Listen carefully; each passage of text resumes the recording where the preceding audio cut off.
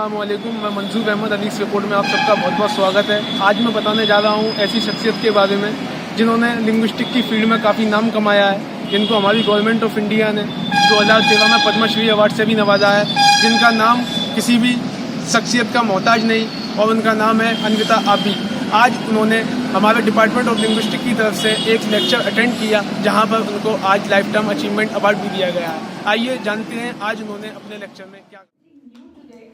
But I certainly will give you a new perspective of already what you know, because some of you are already students of linguistics, others know languages pretty well, and but this is a talk which will my intention is to expose you to the kind of diversity that we have in this country, and which is enormous, and it is symptomatic of many issues which are connected to the biodiversity of the world, or the biodiversity specifically of this country, which brings in many other issues which I'm sure you'll find related to many other social science disciplines that you are representing here. It has been known and it is believed that the strongest ecosystems are those which are most diverse. And this has been proved by the environmental scientists especially, because they think that the diversity gives you the sustainability, and that's why the ecosystems, those which are diverse, are also very sustainable.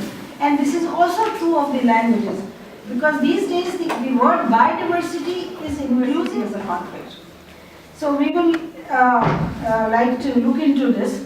Let me give you a very quick glance of this table, though it is very not legible from distance, and it's not very legible on my computer also. But you see the high bar, that is for the New Guinea. Highest biodiversity is in New Guinea, and the grey colored bar is for the languages. And that shows that the biodiversity and linguistic diversity coincide. Similarly, there is another bar which is for Burma in India, which is also there, and that is also pretty high, which is the number 3.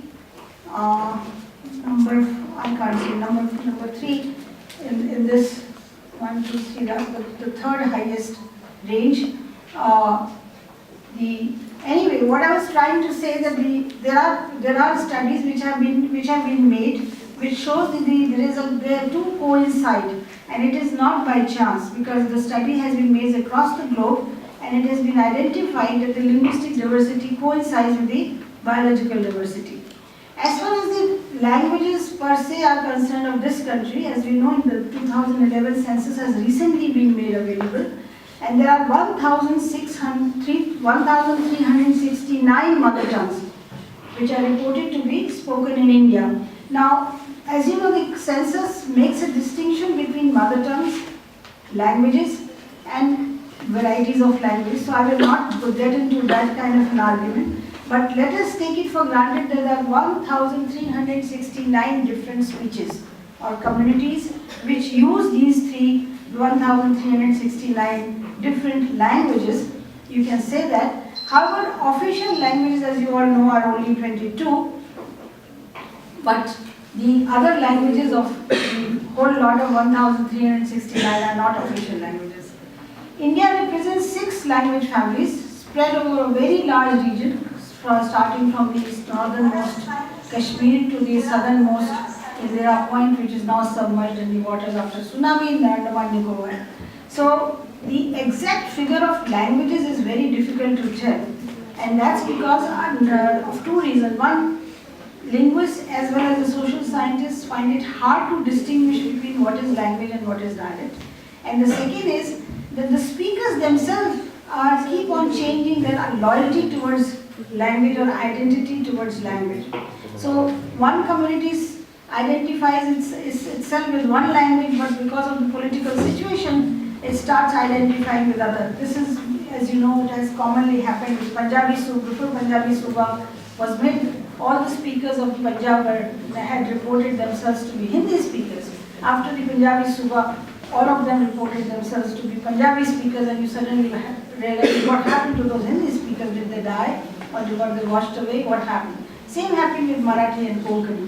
after the Goa was, the Konkani was declared as a scheduled language, lots of people who used to declare Marathi as their mother tongue started declaring Konkani as their mother tongue. So speakers also have a very fluid association and affiliation. So this brings in problems. So it's very difficult to say that how many languages are spoken in India and how many dialects are spoken.